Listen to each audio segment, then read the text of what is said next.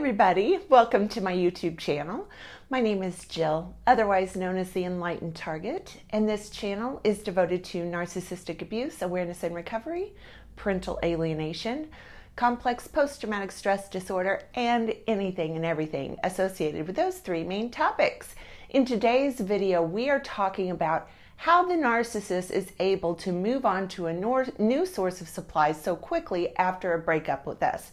So whether the narcissist discarded you or you left the narcissist, typically they move on very quickly, or they were cheating with the new source of supply even before we were broken up with them. So today we are discussing reasons why they can so easily do this and why it is so mind-blowing for us to comprehend.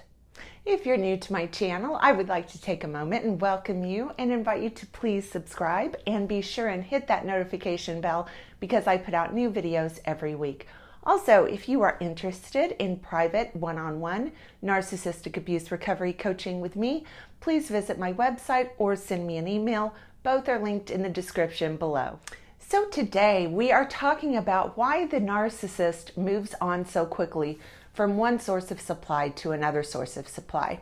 It's hard for victims of narcissistic abuse to wrap their heads around how the narcissist is able to do this when we need time to process the breakup, grieve the loss of the relationship, and could not even begin to think that we are ready to have a new relationship with someone. Meanwhile, the narcissist is already in a committed relationship, flaunting this new source of supply all over social media, and we are left bewildered and devastated. So how and why does the narcissist do this? In today's video, I'm going to give you the top 3 reasons narcissists are able to do this and why we are not. The number 1 reason is because they are addicted to narcissistic supply. Nothing in their lives is more important to them than obtaining and extracting narcissistic supply from other people.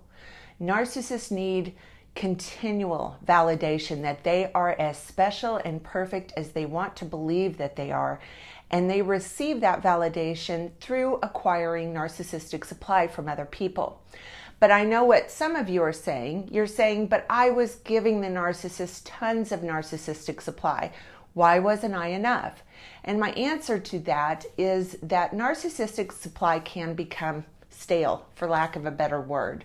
Sometimes I will tell my coaching clients to think about narcissistic supply as a toy and think about the narcissist as a 5-year-old child. When they get a shiny new toy, they love it, they can't wait to play with it and show it to their friends. But after a while, the toddler wants a new toy. So they will abandon the first toy, putting it in the toy box while they acquire and play with a shiny new toy. But lo and behold, that shiny new toy is going to become boring to the toddler after a while. So what happens then? They either find a new shiny toy to occupy their interests, or they might go back to the toy box and play with some of the toys that they haven't played with in a while. This would be what we refer to in our community as a Hoover. And this is a never-ending cycle. It's a never-ending hunt that narcissists are on for unending and exciting sources of narcissistic supply. The number 2 reason is because the narcissist did not attach to us the way we attached to them.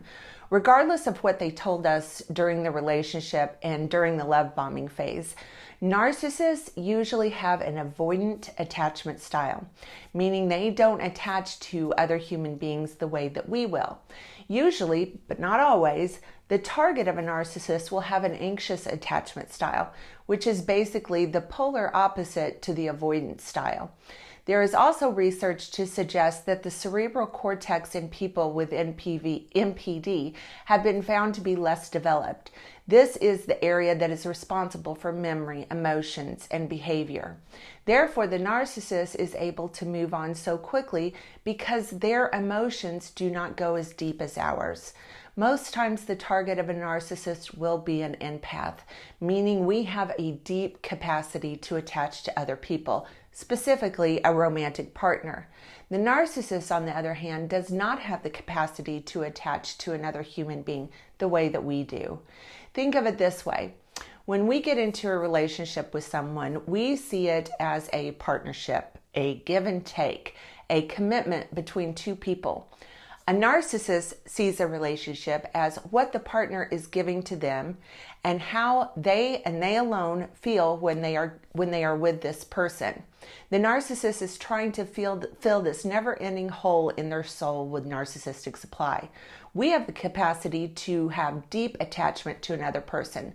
The narcissist's attachment is strictly to the narcissistic supply they are gaining. And number 3, the narcissist is incapable of feeling or experiencing empathy.